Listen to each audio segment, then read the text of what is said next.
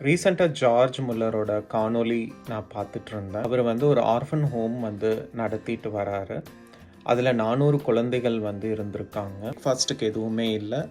எல்லாரும் ஜபித்திடுவோம், ஆண்டவர் நம்ம தேவைகளை சந்திப்பாருன்னு சொல்லி ஜபம் செய்து முடிக்கிறாங்க. பெல் அடிக்கப்படுது. 2 பேர் நின்றுட்டு இருக்காங்க. பேக்கரி நடத்துகிறவர், இன்னொரு பார்த்தீங்கன்னா பால் வியாபாரி. மேன் என்ன சொல்கிறாருன்னு பார்த்தீங்கன்னா, நைட் எனக்கு என்னோட மனதில் பிரெட் பண்ணணும்னு யாரோ எனக்கு சொல்கிற மாதிரி இருந்தது. நான் பிரெட் பண்ணி கொண்டுட்டு வந்தேன். வண்டி பழுதடைஞ்சிருச்சு. இனி நான் இது சரி பண்ணி நான் போகிறதுக்குள்ள பால் எல்லாம் கெட்டுரும். அதனால பால் உங்களுக்கு கொடுக்கலான்னு வந்தேன்னு சொல்கிறாரு. சங்கீதம் 55:22 ஞாபகத்துக்கு வந்தது. கர்த்தர் மேல் உன் பாரத்தை வைத்துவிடு, அவர் உன்னை ஆதரிப்பார். பிரச்சனைகள் எவ்வளோ பெரிதாக இருந்தாலும் நம்ம ஜபிக்கும் போது ஆண்டவர் சூழ்நிலைகளை மாற்றுவார், பிரச்சனைகளை சந்திப்பார். ஜெபித்திடுவோம், ஜெயித்திடுவோம். ஆமென்.